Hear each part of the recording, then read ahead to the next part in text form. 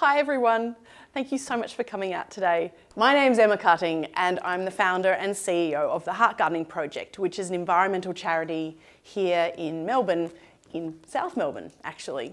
And yes, I'm all those other things. I'm an avid street gardener, single mum, and amateur naturalist, pianist, teacher, and author.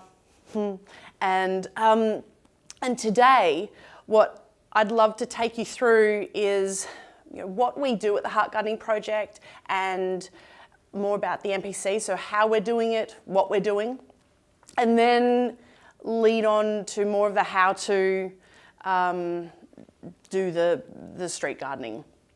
And I'm really happy. I mean, the first part, I've got notes, just so I don't digress. We're going to cover a lot of ground today. Haha, no pun.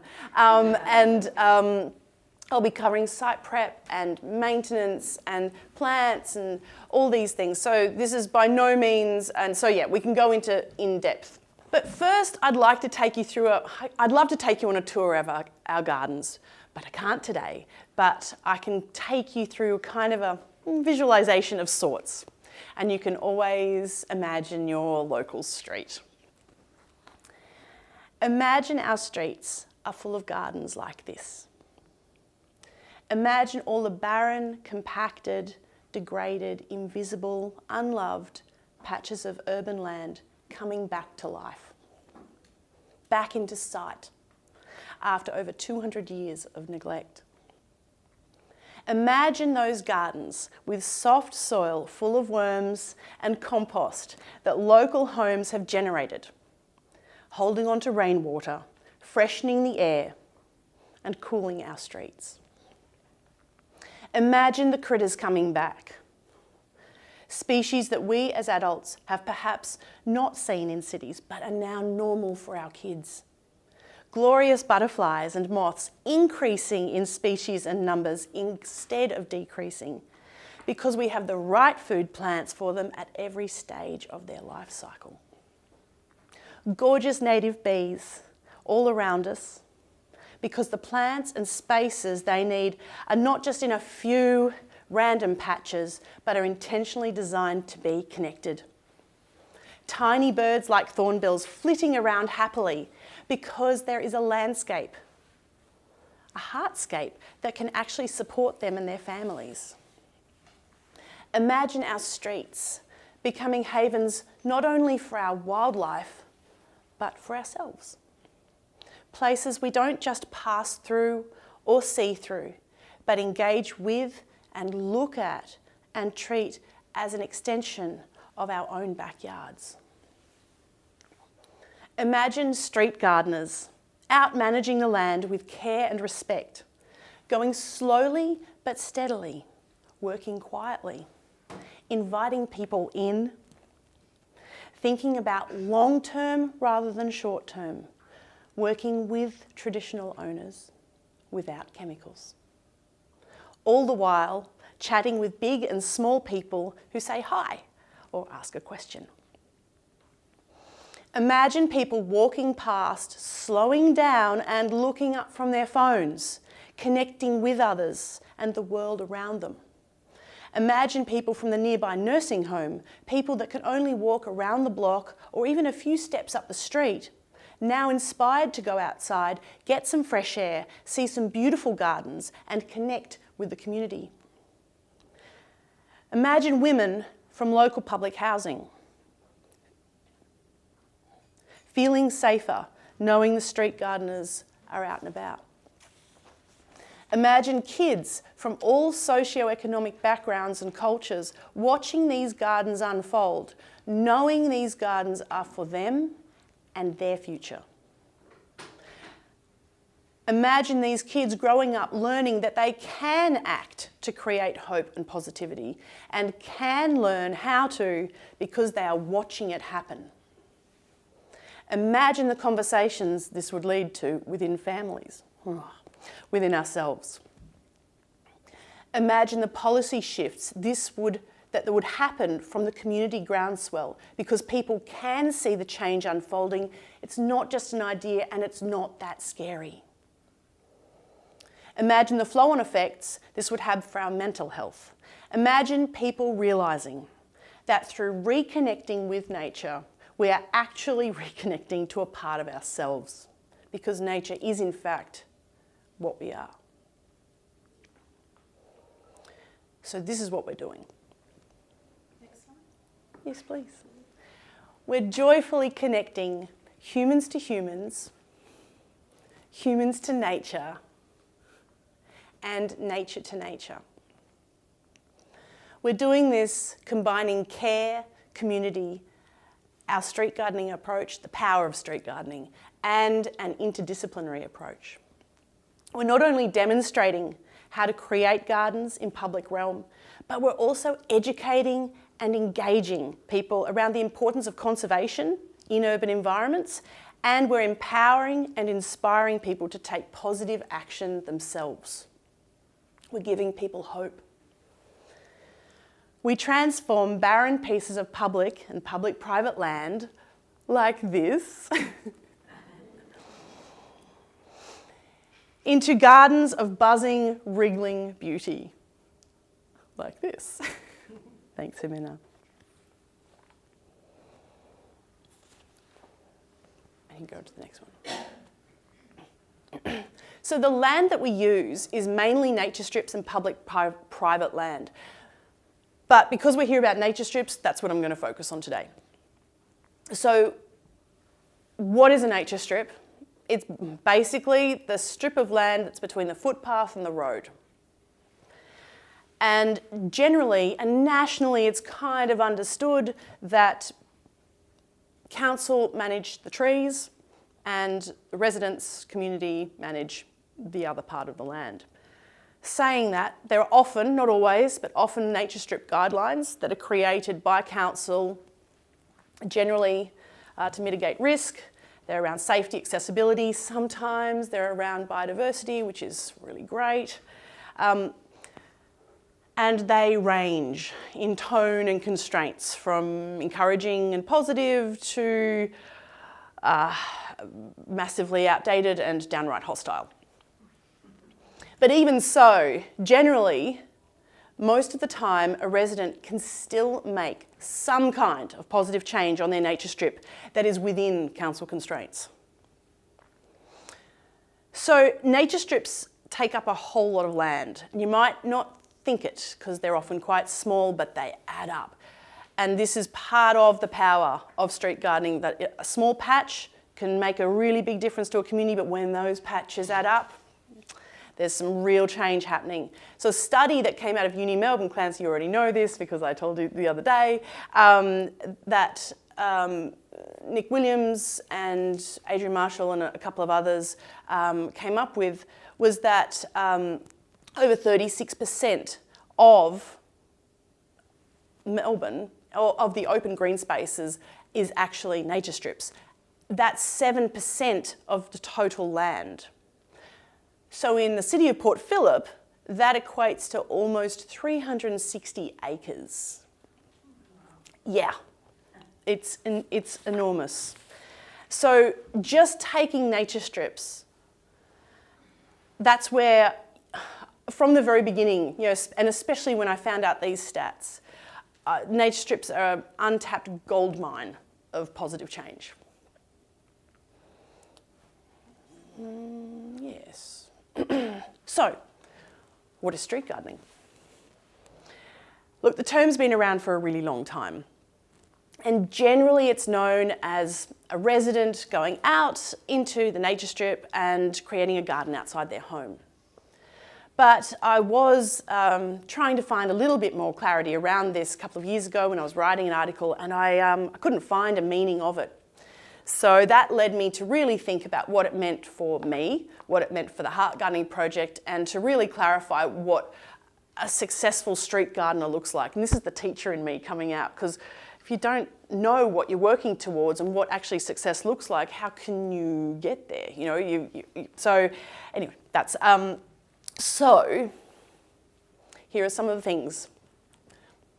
Street gardening is its own type of gardening. It's not guerrilla gardening, it's not private gardening, it's not government plantings, and it is its own type of gardening because of the constraints, the different constraints and expectations and challenges that are out there. I would almost say that it's kind of like the Wild West of gardening. Next one, thank you. Now this is about working within constraints.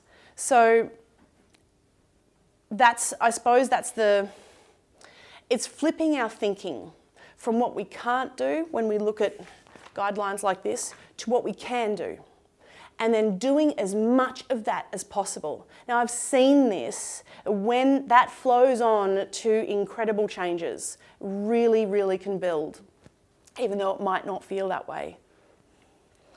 So it's a really powerful action mindset approach. So as far as the action goes, we're actually, instead of walking past these pieces of land, we're standing in them. We're going, actually, we're seeing this land. We're getting to know this land through immersion, observation. And that's really important. But actually what I think is more important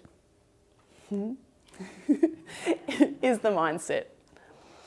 And a great gardener doesn't necessarily mean that they're going to be a great street gardener. They have to have this mindset, or at least be cultivating this mindset. It can be really tricky to have, actually, you know, all these determined, caring, generous, positive, community-centered, dare I say, bless you, dare I say it, resilient. And this is where you're getting to know your community. So you get to know your land, but it's actually more important, dare I say it, to get to know the community. And what we do at the Heart Gardening Project, we actually apply this approach now to all the land that we work on, whether it's public, private, or or nature strips or anything like that. And that's where, again, this clarity around managing expectations, helps us to not only, helps us to create more successful street gardens, but also helps others to not only get out street gardening, but also stay out street gardening, which is what we want. Thanks, Elena. So street gardening has been known, and I'm probably, reckon seeing as you're here today, I'm preaching to the converted, so I won't go on about this, but the benefits that have actually been proven, this is for humans, and this is not just for the gardener, but also for the passerby, and at all times as well. It's not just when the street gardener is present, but also when they're not. This includes improving mental health, anxiety, depression, loneliness, and I'll add in there ecological anxiety as well, improving walkability and livability, which improves physical health, which decreases obesity, which increases positive footfall, which is people that actually want to be there, that care and want to be there, which also increases psychological safety, which decreases crime like graffiti, illegal dumping. The list goes on. For me, the reason why there are so many benefits from street gardening is actually simple. It's care.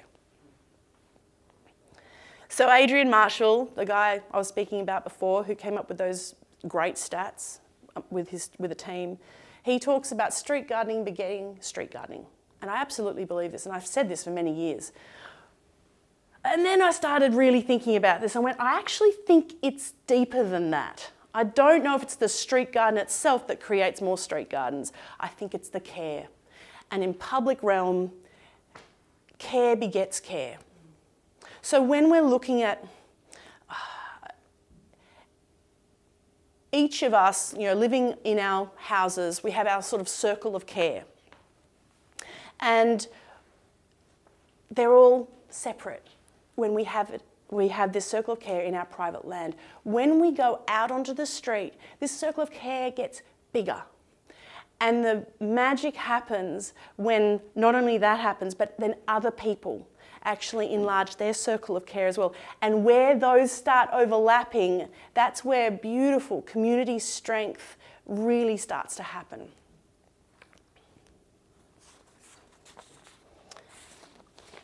very quickly. I'll just let you know that this is me a while ago. Some things that actually led me here. I'm not going to go on about it too much. But essentially, there are many, many factors. And I think the reason why so many threads of my life have led me here, it's meant that I've been super determined and gotten through many of the challenges that I've come across, we've as an organisation come up against. So one of the things is that I've had these two times in my life where it's been very obvious how important nature is. So when I grew up here, I was on a beautiful farm in northern New South Wales. Oh, it's gorgeous. And wildlife was obviously a big thing. We just get out. Now, I was here till 15, so there was domestic violence in the house, and going out into nature was very healing for me. It was really, I look back on it and go, that's one of the reasons I was able to sort of come through it reasonably okay. Because you go out there, nature doesn't judge. It's just there, and you're part of it. The other time was between 22 and 34 ages of, and for about 12 years I had chronic fatigue syndrome. I was really, really quite ill. And I was living here in South Melbourne. Now I love South Melbourne, I really do. I've been here over 20 years. But it's very different to living on a farm. It's very sealed, and at that point I didn't have access to nature. I couldn't go, there was nowhere else for me to go. So actually over that time I found myself really getting bogged down because I wasn't well as well. Anytime I'd go out to some green, I wouldn't want to come back. I'd actually be down and grumpy. I wanted to get back out. So I've had these two really kind of opposite but very interesting times in my life that I pull on. Now, also I will say my daughter, who's now 6, I couldn't have land, or at the moment I can't, and I'm determined for her to grow up around nature. I will make it happen, whatever happens. There's nothing that will stop me there. But also my students. I love music. I love teaching. But if we don't have a planet, then I don't see the point. There's not going to be music, So for me, I'm putting planet over music to help my beautiful students and the next generation. So world leaders like Robin Wall-Kimmerer and Sir David Attenborough saying we need action, and me looking around going, I can't see action, okay?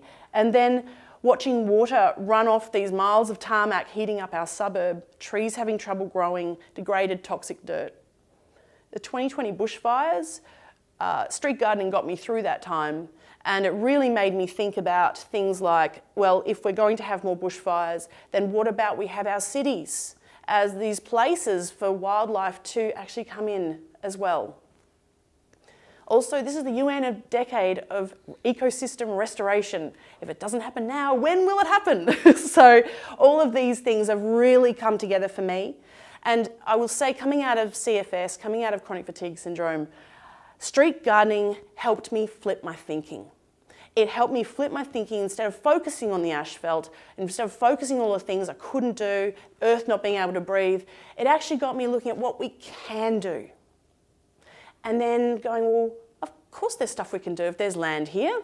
So let's do stuff on that land, and let's do as much of it as possible. Thanks. So far, in a few years, the Heart Gardening Project has created over 100 gardens.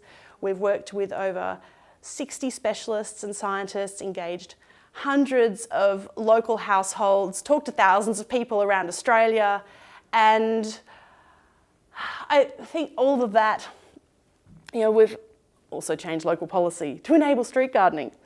And over this time, questions were coming up for me. How can we best help our critters? How can we learn what is working and what is not working for them? How can we bring the community along for the journey? How can we help people to experience, care for, and act for nature inside and outside cities, how can we make the biggest impact? I started realising we needed to focus on a specific project. So over this time, these years, I had been putting myself through multiple crash courses in all sorts of things. Native bees, I had native bee lessons, nature strip guidelines around Australia, landscape design here and around the world, so looking at the work of Tom Stewart-Smith, Piet Adolf, also looking at public realm garden design, so looking at the work of Professor Nigel Dunnett and Professor James Hitchmore over in the UK, and one of their many amazing projects, which is Greater Green, which is in Sheffield. It's incredible. Looking at local ecosystems, urban design, reading all sorts of research, all sorts of books, including, I just did a talk alongside Sue Stewart-Smith, which is Tom Stewart-Smith's wife. She's written this amazing book called The Well-Gardened Mind, which I highly recommend if anyone hasn't read it. And talking to all sorts of amazing people that were able to, they gave me time. It was this crazy mum with this 2-year-old crawling all over them as well. And this is what I got to in a nutshell. That we have this situation: climate crisis, biodiversity collapse, mental health crisis. In cities especially, these challenges are very complex to address, especially when we are looking at public realm to help address them with its many systems.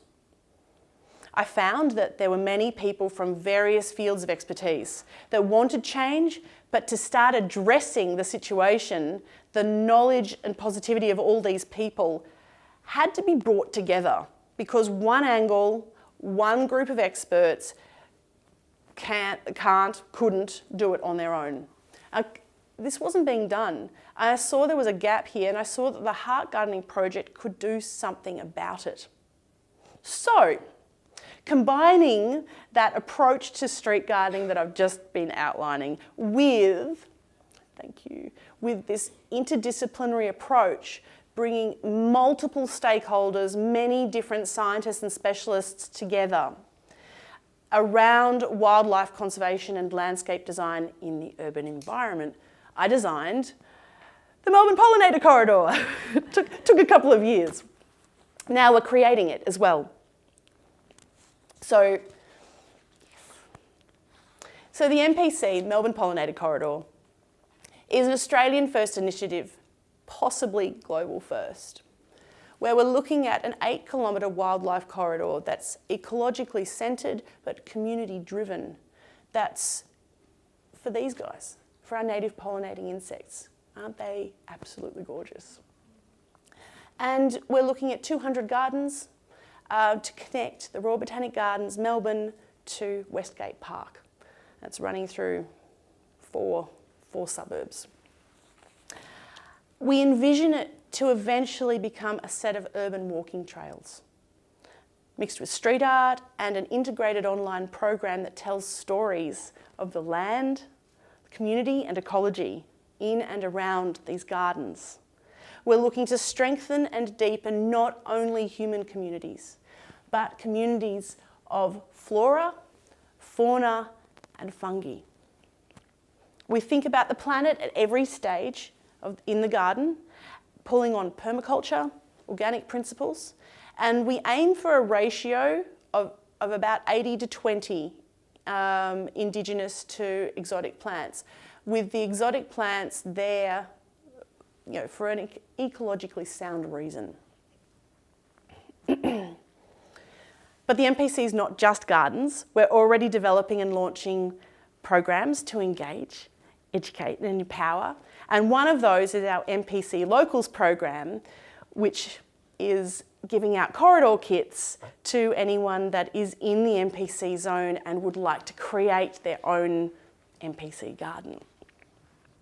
We're also gradually putting together our citizen science program, where we're combining Western science while embedding the Bunurong language. And this is also looking at the real seasons in Melbourne, not just the 4 that we think there should be. So here you can see a map of the MPC. Royal Botanic Gardens, Westgate Park, and the green lines in the middle is what I call the MPC zone. It's not completely and utterly rigid with those lines, but there is a general flow in there. So the yellow dots are the gardens we've already got. So we've got 35 gardens so far, which is great. They span across 3 suburbs. The purple are some of the gardens, some of the spots where we've got conversation happening around those sites. We've got 40 volunteers so far, which are helping with the maintenance of these gardens. And we've got amazing partners. We've got Royal Botanic Gardens, Victoria, we've got Westgate Biodiversity, we've got Flow Hive, we've got Hassel. All these people, all these organisations have incredible people that have helped me and the Heart Gardening Project so much. We're working with residents, businesses, churches, developers, different authorities, different organisations, schools, kindergartens, all sorts. So far I've been very, in the last year, I've been very grateful to have help, support from the Maya Foundation. I won a 2023 Kenneth Maya Innovation Fellowship to continue this work. It's just about to run out. So funding is our thing at the moment. We're not looking so much at expanding MPC yet. We've got to get funding. So we're looking at that. We have a lot of momentum though, and it's getting exciting. Now we're looking at more of the how-to. So I wanted to go through all that. And so now I'd love to, we can go to the next slide. Oh, yeah, sure. I wanted to show you some of the MPC gardens, just to show you some of how varied they are and how you can really have, even with 1 metre by 1 metre there, that's actually just here, just there, around the corner. You can really create a big impact with this is not about biodiversity today, although of course it comes up, but just with the community, and the next one as well. And so you might have seen that earlier on a slide. So that's a new huge nature strip, a site we're doing down in Port Melbourne next to the primary school there. They have no room in their school, but they do have this incredible 450 square metre nature strip. So we're transforming that, and it's like all of our sites and how every site is different. Everything is an experiment. So we've tried for 450 square metres of sheet mulching, which we'll see if it works. Anyway, so yes, we can move on now. Thank you. So first up, I'd love to get you into street gardening mindset. Here's some things to remember. Heart. So next.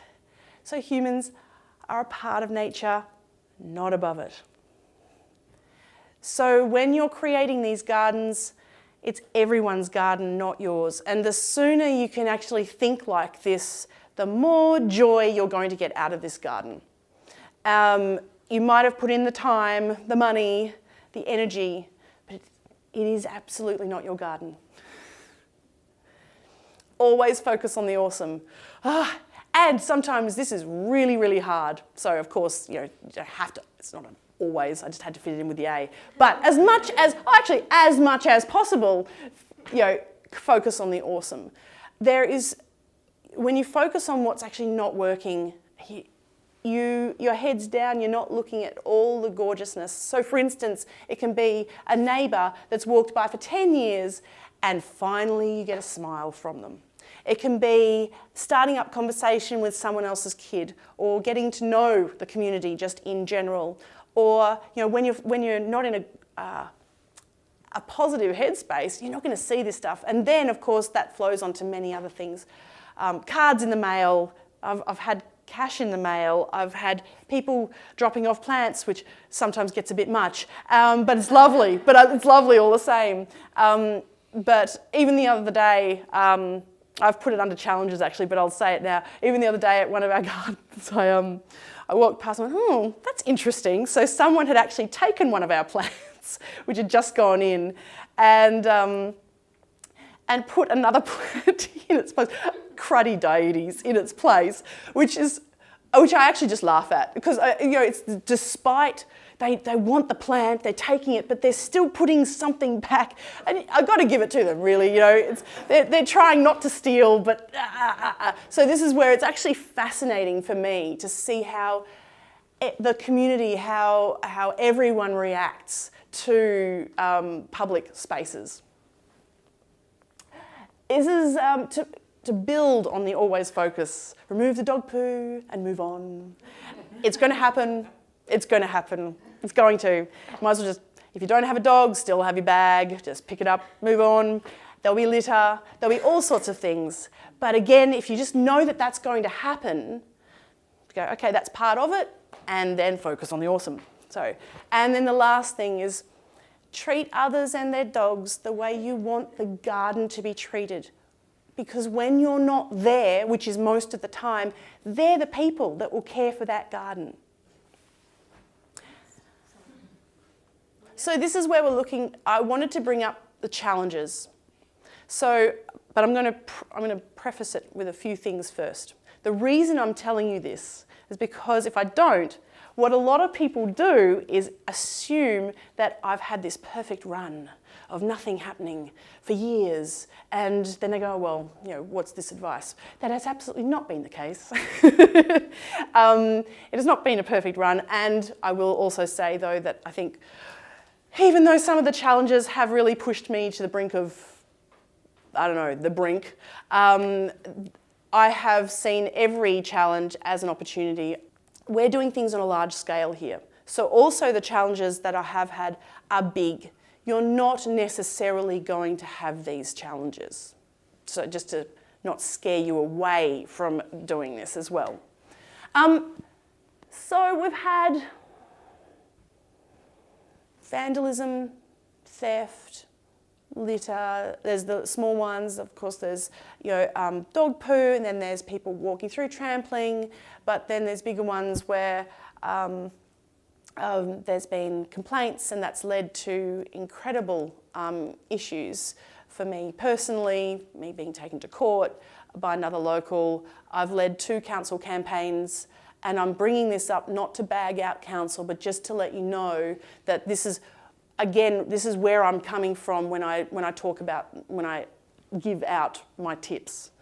So this was the first one, and I love this picture so much because one councillor had it in their mind to put actual red tape around the gardens, and at that point I was just drowning in a whole lot of other red tape. So I really, I think it's quite funny.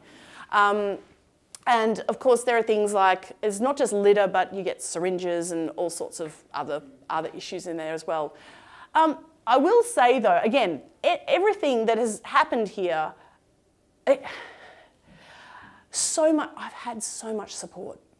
And actually what I've learned, and this is over time, is that when something bad happens, I've always tried to do the Michelle Obama. When they go low, we go high. I've always done that with all the campaigns that I've led. I've always gone positive. That's been hard sometimes, but I've done it. And because of that, the support that you get, not necessarily at that time, but over time, has been immense. And that's the thing about always focus on the awesome. It's just, this one was really interesting because this is at Park Towers, and can we go back? Back. Here. That one. So, thanks, Amanda. So it was this garden, and twice it's been vandalised. Now it's been there almost 3 years, and the people in this building are so beautiful and great. Sorry, I touched the microphone. So grateful, and so thankful for what we do. And this is the thing about, if I was to focus on the 2 acts of vandalism and to not look at the hundreds of beautiful people that just are so grateful every time they walk past. So this was ripped apart, and this Myporum insulare was, someone had really gotten in there and really wrecked them, so I had to cut them right back to the ground. And this had been an interesting one because I'm like, I don't know how hard I can cut them back, but I had to cut them back this time. I went, I'll see what happens. And they were fine. They were fine. Of course they were fine. They're very hardy plants. But it was an interesting opportunity that came out of something that happened. Also, when you spend a couple of days there, you're getting to know the community again. You can let them know what has happened, and also they're now keeping an eye out for you. So site prep and management, the two most unsexy ends of a street garden or just a garden in general, but the most important. I'm not going to go through each of these in depth, although I absolutely could. In fact, Embrace the Brown Stuff could totally be a workshop on its own. Multiple workshops on their own, really. But it's more to say that the maintenance is really important. This is extremely degraded land. It's been compacted. It's surrounded by tarmac most of the time, so it's going to dry out. You will, no matter what plant you put in there, you will have to water it. And it's amazing how many times I come across people that say, we're planting Indigenous plants, they'll be fine, they're hardy. It's like, look, this is not what they kind of grew up in. This is not how they evolved. They didn't evolve to be around tarmac. So it's just, using good mulch. The council mulch is pretty good, and it's free if you don't know, so you can go and pick up your own mulch. It's, yeah. It does vary in quality. I've used it a lot. I also use, though, when I need something that will break down, that still looks good, smells good, because that's a really big thing when you're out in public as well, because some mulches actually just smell really bad. There's Bulleen Art and Garden have this awesome recycled mulch for $59 a cubic metre, and it's a really good mulch. It breaks down fast, which is often what you need in sites like this, when you need to get stuff in that's good. Also, plant more plants than you think you're going to need. So if this tube says it's going to get a metre wide, don't leave a metre around it. Because in this type of place, I put in between 4 and 10 plants per square metre, no matter what the plant is. So if you're looking at shrubs, I'm probably putting in 4 per square metre, because you're going to lose one. You could get one trampled. And, the best thing you can do, though, is if they both grow and they get, you can take one out. And the thing is, you want to fill these spaces so that people know it's something, rather than just have 6 plants dotted through and people go, they can't even see them. Anyway, that's some of the things. Yes, please. So, could you just clarify Embrace the Brown Stuff? Yes, of course. So we're looking at worm castings, so things that biochar, supercharging biochar, that's always fun. Seaweed solution, of course, then you're looking at your mulch and then compost, anything like that. When you're looking at a large nature strip, what you really don't want to be doing, and this is to do with the water retention as well, you look at things like biochar, it doesn't build up the bulk of the soil. And what you want to try and do, you can scalp a site if you've got the funds to do it. And that's meaning that you're taking off about the top 100 mil to get rid of your weed bank, basically, and you can put in some good soil.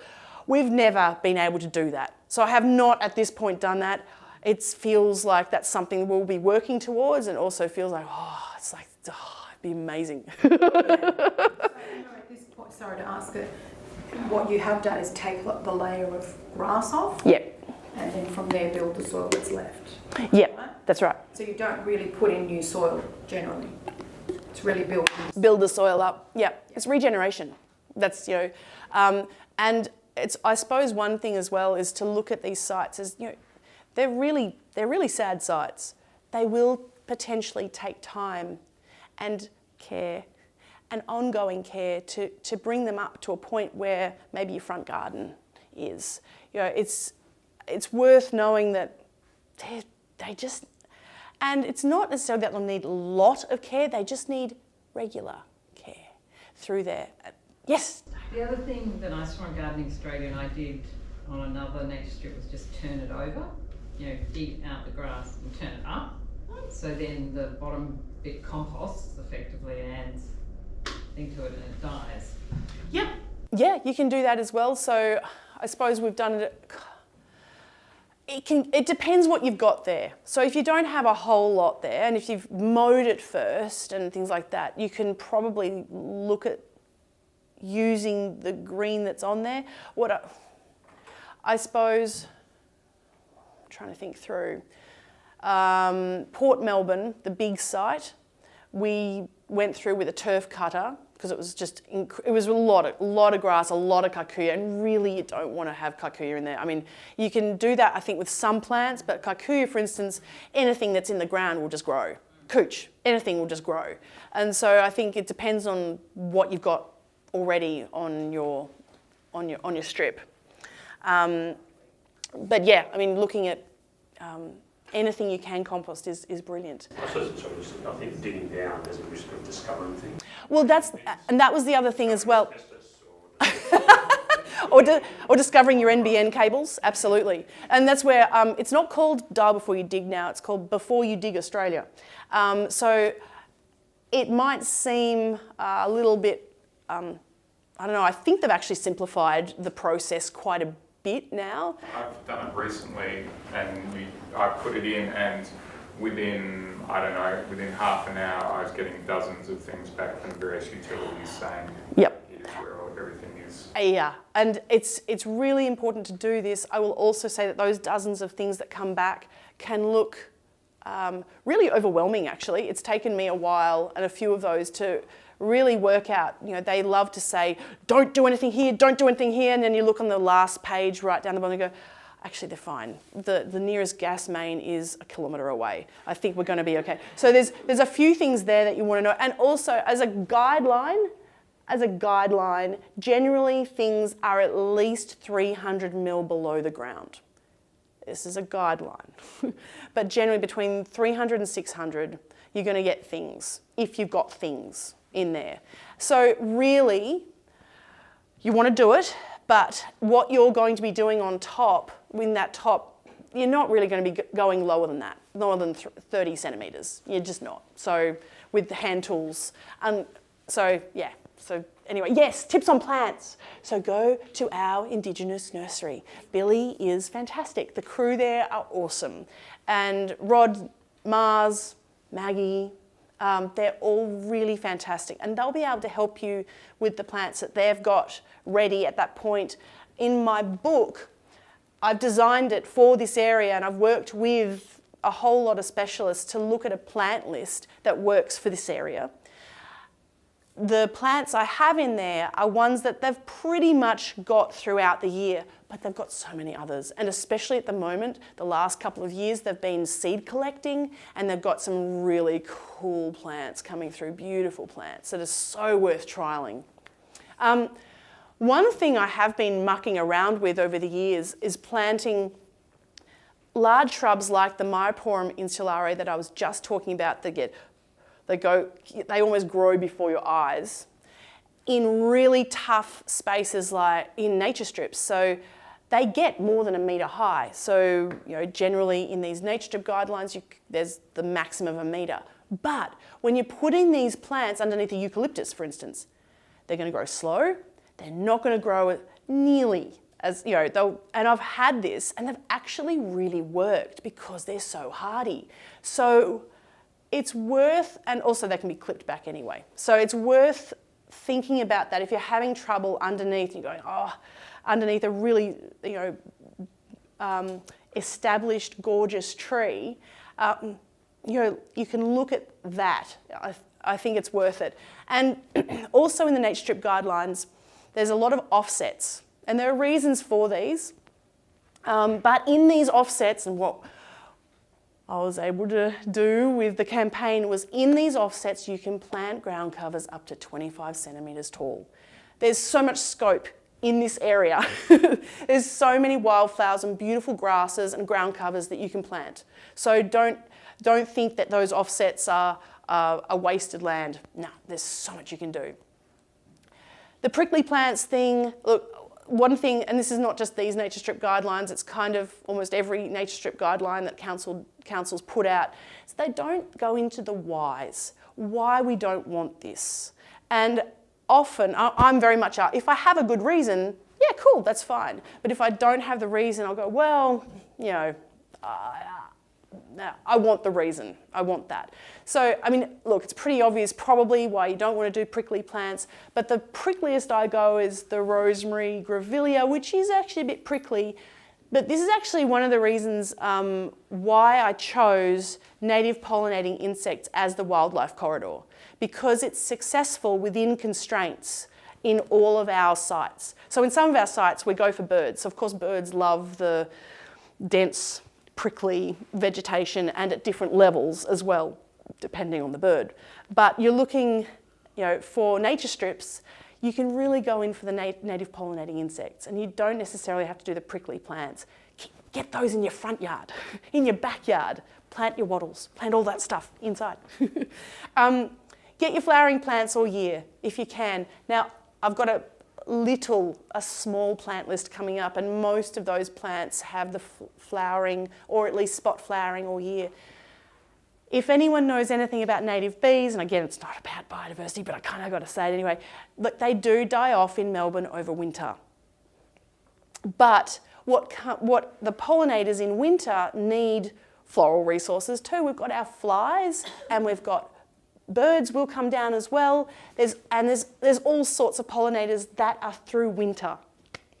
And you can use these plants structurally. So, although I'm hoping this is a thing that will be looked at in time around hardscaping, which is using the borders, when you saw that picture of the red tape around the gardens, you know, there's a solid timber frame.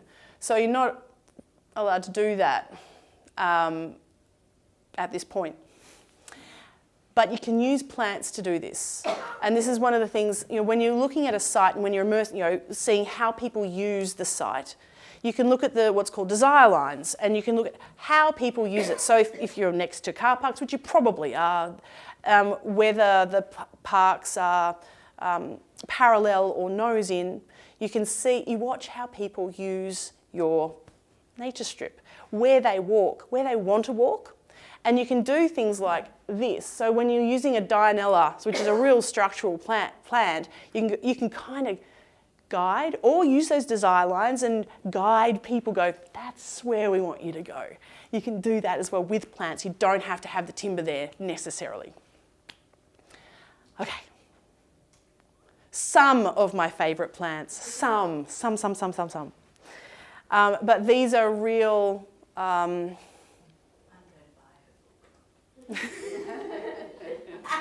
thank you.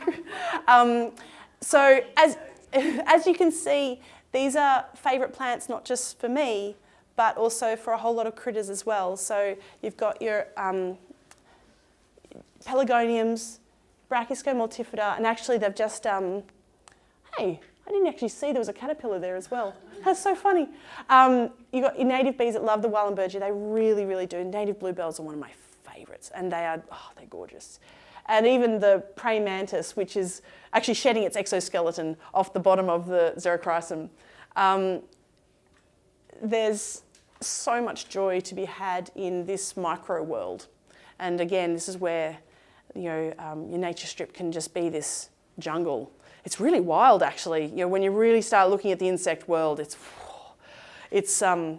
you might as well just have the big five in there. You know, the savanna inside this inside your nature strip. It gets very dramatic. So, yeah, the Brachysco multifida. So the guys at Billy have found that they had theirs that was sterile for quite a while. So they had to take cuttings to propagate. But now they've found in their seed collection, they've got one that actually is self-seeding, which is very exciting. So I am now replacing all of our brachys, and we'll see how the self-seeding goes. This is one of the things around nature strips that I'm really working on, is this balance between aesthetics. So there's aesthetics and as you, You can plant in exotic plants, of course. I think as I will go more and more through this journey, I just love Indigenous plants more and more and more. They connect me with the land, and they connect me with the critters from this area so much more. But they, man, I've lost my train of thought. We can just always move on now. Drat. Probably wasn't that important anyway, maybe. Yes, let's go to the next slide. And I wanted to show you some combos. So these are just in kind of nature strippy areas, some combinations. So this wasn't on the list, but it's a Brachyscome basaltica, of course, and the pelargoniums and the Brachyscome multifida, and then the Chrysocephalum here. So you can see the wildflowers just mixing together. This is a really narrow strip in a car park. And you can see there's lavender and there's grasses, the rosemary grevillea, easily clipped, you know, to keep it off the footpath. And then there's a rosemary, there's a native flax, there's the grasses which have died off and they have that beautiful, you know, colour, brown. When I say embrace the brown stuff, I'd also say embrace when it's high summer. Yes, your garden will probably go a bit brown, and it's embracing that as well because it will come back. Anyway, we can go on. And yes, for further information, there's a lot of things you can do. I mean, of course, there's things like volunteering with us because then you'll learn about our street gardens. But there's also, you know, you can just follow us on Instagram because I do a lot of stuff there. I've got a blog that I have not done for a while, but everything that I've gotten there is still, it's, you know, going a bit in depth about street gardening. There's my book, which really goes through step by step how to create, looking at street gardens. There's also the City of Melbourne Urban Nature Planting Guide. And you've got to put in exactly those words to get it. That's why I've put it all up. It's really fantastic, actually. It goes through it takes the science that City of Melbourne does, because they've done a lot of research into this, into what plants are great for what critters. And you can go, well, actually, what grasses would I need for the butterflies? And it's not for the butterflies, it's for the larvae, of course. And you can go a bit more in depth there if you want to. And that's where I wanted to end the slides, but of course, take on any questions. Yes. When you say Indigenous plants, you talk about Indigenous to the sort of soils and environment around here. Yes. Sandy. That's right. Or So, we're talking Indigenous to Melbourne or Victoria or Australia. native is Australia. Indigenous would be the area. So yes, it could be in Melbourne area.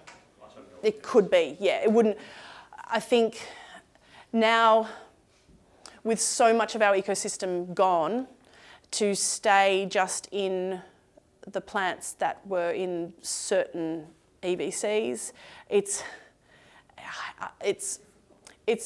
really difficult. And I would say that, you know, what's best now is just we use the area and just build up as many plants as possible. So we're building up the genetic strength of these plants as well, planting them in as many places. So yeah, but good question. Some of those may not thrive as well as I'll say Indigenous or native or to the dandelions. Oh, of course. But this is the thing though, you can plant the same plant in 5 different gardens going, yeah, they all look the same area, same climate, and they're not going to work in all those areas, which is why I think having a plan for your street garden is great, but also knowing that there will be things that die, there will be things that go nuts, and you go, whoa, didn't expect that to happen, and you watch out for your self-seeding. Do you want to keep some of the self-seeding? You know, there'll be things that die off like the Wallenbergia, and you go, it's dead.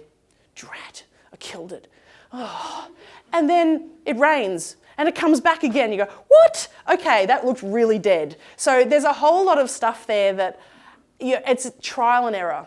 And you can cross a road and it's completely different. You know, it's crazy. Can I just quickly make a comment about the Indigenous plants? We've been working with Billy Nursery quite closely in the last couple of months. And we're preparing, like Port Phillip is preparing a plant list with about 100 plants, but we've been working closely with them to exactly figure out which ones do really well in the area. And when we were talking about Indigenous, we were trying to weigh up, do we also count the ones that are on the other side of the river that occur in Hobson's Bay, for example? So technically they're not Indigenous to the sandbelt, but they're Indigenous a little bit further. So we're considering them all to be sort of fairly Indigenous to this area, and they do well. And Billy, that plant list will be really the plants that they've sort of said, we can propagate these easily, we've got them available, they do well. So we don't want to give you a plant list of Indigenous plants that just not going to grow. So, yeah. Which is great, because actually that's my plant list as well.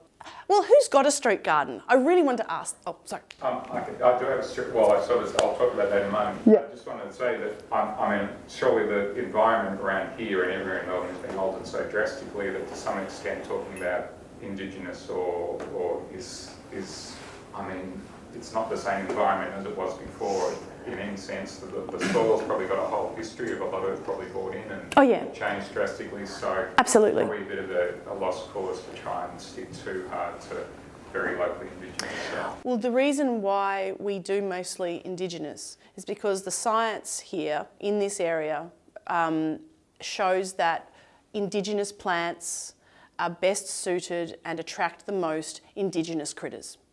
That's our science in this area. And that's what I've based, and that's not just from one paper or anything, that's just, you know, that's the interdisciplinary approach. You know, that's why I wanted, so therefore, that's why we do that. There are plenty of exotic plants that you can plant that will work and that are fantastic and that from a biodiversity point of view complement. So for instance, if you're looking at low-growing salvias, they extend the flowering into autumn, which is really fantastic for native bees. They've just, I don't know, Clancy, have you seen any out lately, like in the last week or so?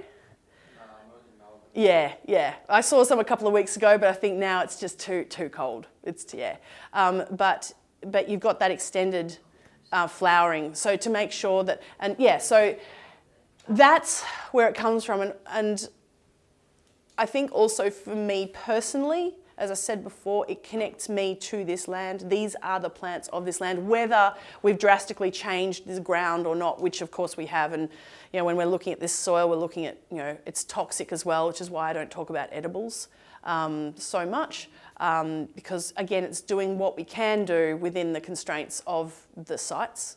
But yeah, it's just such a joy to learn more about these and their subtle beauty. They haven't been cultivated for us. And that's the other thing as well. When you're looking at Indigenous plants, of course there's going to be an element of cultivation just simply because they're being bred. But they're not being intentionally bred for us and our aesthetics or what nurseries think our aesthetics should be. That's where it gets dicey for biodiversity as well, because they're not being bred for them. So we actually don't necessarily know with cultivars of native plants and that they've got the pollen and the nectar that's needed. So it's a really good question though. No, I have started but in a small way. We're not in this area. We've got a house on a corner, so there's a nature strip down one long side of the house. So I don't know, maybe 15, 20 metres. Awesome. And about 2 metres wide. Great. There's no way I'm converting all of that into a garden. So I've cut 2 or 3 of the equivalent 2 or 3 of these carpet tiles worth out of the turf and planted into that. Yep. So what would you say about a not all or nothing approach, an approach of taking a patch of a larger nature strip and doing something with that? Yeah, I think starting small is good. If it feels too overwhelming when you've got 30 square metres, I think, look, take it small. That might be a bit small because you're going to find whatever grass is in there, kikuyu, is just going to go in.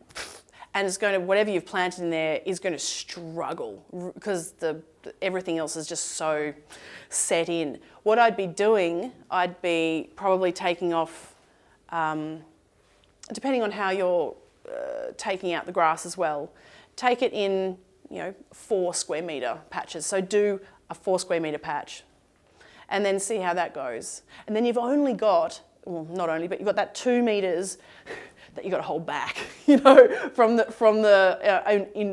invasion. In time, and again, I don't want to pressure people into taking on, biting off more than they can chew. Absolutely not. But you might find as well, depending on, again, what weeds you've got around, you might find that taking up the whole thing is so much easier as far as weed maintenance. Because what I've found, for instance, in our Bank Street, just up here, nature strip, it's long. It's about 100 square metres. So we've got 50. It's probably, I don't know, 50 by 2. No, it's not that. 20, I don't know, whatever. It's long. And where you've got these edges, this is where all the weeds come in. And they come in like it's crazy. In the middle, though, we do so little weeding. So it's worth thinking about that. We're thinking, kind of long term, how much time it might save you to put in that effort at the beginning. But yeah, what are you planting? Ground covers and plants can keep the grass out. None. You're looking at massively invasive weeds that are everywhere. Depending on what you've got though, but Kikuyu blue cooch, you're not going to keep those out. We just had to pull out in Park Towers. I just had to pull out massive amounts of the garden on the slopes because it just, it gets under and it sits there for ages, and then it rains and it goes pop. You go, oh, drat! It got up that far. So you've got to really get in, and even if you're staying on top of it, it's still So yeah.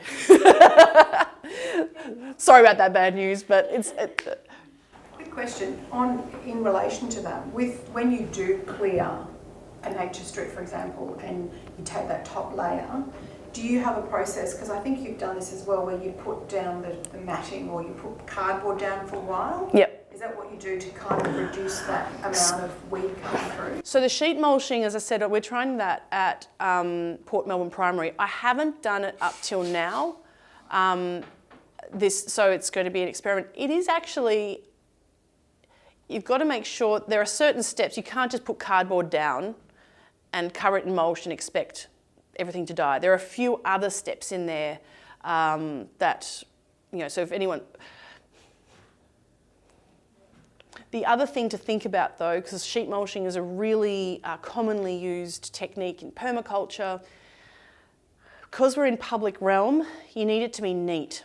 So you can't have cardboard flying everywhere. You're not only going to, you're going to piss off a whole lot of people, basically. It's something I think that could be done very well. I learned a lot doing so much. Also, I was doing it with a school and they were so keen, but it was a very big area. I can definitely go into sheet mulching more if anyone would like, but yes. Yes? I'm just interested, you keep saying we're doing this. Yes. It's the Heart Gardening Project. So do you get commissioned to do some things? That would be lovely. No, not. Okay, it depends on the site. It really depends. So some people have given us money to do the site. It's never been a huge amount, and that's fine. I can do a lot with very, very little. But I think recently we've had some grants. So what we've done then is go to places like St Martin's over in South Yarra. So they have this amazing site out the back. I was going to go through those stories today, but it wasn't really nature strips. But this is an incredible site that it hasn't been touched for decades. Gorgeous. It's like a secret garden. It's this walled. Oh, it's beautiful. Really wasn't when we started though. I could see the potential. But as far as, oh God.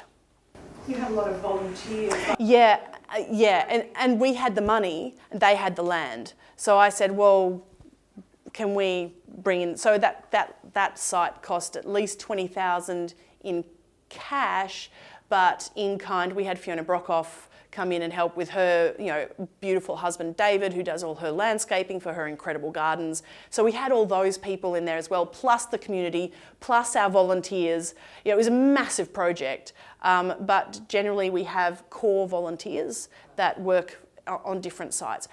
That project's part of the pollinator. That's right. So I guess what I was asking is, in an area where there's no street gardens at the moment, if you wanted to engage some of your neighbours to say, Yep. let's try and move the whole strip. Yep. If you've got a street and there isn't a street garden on there so far, you've got to think more than just creating a garden, what you're actually doing, and it's very exciting and can be a little scary. You're actually changing the culture of the street. And this is something that's where I believe start small. You start small and so yeah. But yeah, and if I was to do it, no one else around me would be interested. And it's not that they would be maybe at first. You know what though? What I've learned over time is that people engage in different ways at different times in their own way. So there's so many ways people can engage, whether it's even just walking past and just enjoying it. And that might seem, and I've obviously spoken to many street gardeners and over time, and some of them get quite down because they don't get a lot of feedback or they don't feel like people are helping them. And I mean, it's really sad because that's, again, why I say always focus on the awesome. So what is it that you get out of it? What do you get to just be out there? For me, coming out of CFS where I was really by myself and I really wanted to do something to connect me to other people, but I wanted to do something as well for me, this is actually really great because I can do my thing and I can talk to people that I wouldn't normally speak to as well. There are so many people that if you walked past them on the street, they'd think you were crazy to say hello to them. But when you're street gardening, you can say hello to everyone.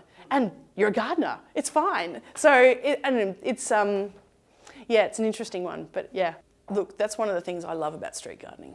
I love that. It's not uniform and you get the character of the people coming out into public realm. And that's where public realm starts to be interesting. That's where you get all the benefits starting to happen because it's engaging.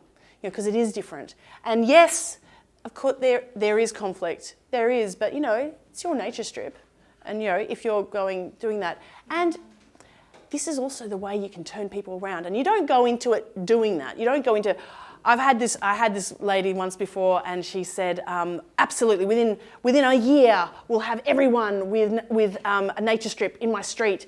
And it didn't happen. And she was new to the area as well. And it wasn't that, I loved her enthusiasm, but I went, oh, you got some serious, there's some neighbours there, I don't know. And she ended up having a fantastic one. And that was for her, and she did it. And every time, and look, I'm slightly biased, I suppose, but when I see, her garden was so full of character that it was beautiful to go down this street that was just grass, boring, and then this beautiful garden. It sticks out, but it's beautiful that it sticks out. So I think there's a thing around, this uniform avenue of the same trees. Now, this is not actually. It's green, it's a green space, but it's not engaging, it's not interesting. People don't stop there. You do something different and you put in a beautiful garden of natives, people will love it. And, and your neighbours can have their grass. And look, I go with grass, at least it's not tarmac. We've got time to change these people. There's time. At least it's still taking in water. I mean, that's where I go with the grass. But I say go for it. And you know what? I think that if you're putting care and you're doing things intentionally with joy, they will love it. They really will. I think, Diana, did you have a... Oh yeah, I was just going to say, because some, it does feel overwhelming. And I've just moved into Port Melbourne about a year and a half ago, and my street is a short street which backs onto Bay Street, and we had a lot of like dirt, complete dirt, and just weed base. And I got together with the whole street, and now we've got 25 members of our little own community group called Make Laylaw Street Lovely. And hopefully we're going to plant our 30 square metres, because I started off with the whole street at the beginning, but I spoke to Emma and also to the Billy Nursery. But I just think, you know, whether you're in the pollination corridor or not, we've got this incredible resource. We're standing on the shoulders of giants in terms of Emma, and we're so lucky to have the Billy Nursery, the greening policy, the guideline there. So it's a hell of a lot easier than it was 5 or 10 years ago. But, you know, start small and just, but, you know, it's really interesting how the most least expecting neighbours that you might think wouldn't be, once you sort of start getting the ideas out there, it's really pretty hard to argue against the whole idea. And, you know, even people, you know, that go on about, you know, untidiness or anything, it's really hard to argue about the fact that the garden will actually improve their health, you know, particularly by influencing the urban heat island effect. So you can cool the street, and you can make it safer for older people and younger people. Pets, And I will say that whatever garden you create, you're not going to please everyone at any point in time. You probably have about 98% of people. Now, some of those people in the 2% can get pretty vocal. I've had this, and it's not fun. But that's also why I say work within constraints. And there's plenty you can do, because actually when they make a complaint, and the way the system through council is set up, it's not to see whether that complaint is viable or not, it's just to go with the complaint. Then they come out and go, well, actually, this is fine. This is fine. Okay, well, you won't, and then you got some rights, you know, and you can make your strip beautiful in your way. And I think that's a really powerful thing. And if people that talk, that 2%, the reason why they're talking like that is simply because they're scared of change. They're fearful of change. It is literally that. When you dig through all whatever they want to say, it's fearful of change. And so, again, if you're doing slight changes, that's great. So if you're doing the, you know, little patches at a time, you're gradually bringing people in to the change. You're getting people used to change. Who wants to do a street garden? Yeah, that's cool. I really hope this has been helpful. I hope very much it has been, and I hope it gives you a boost to at least start and try something. Thank you. Thank you. Thanks, everyone.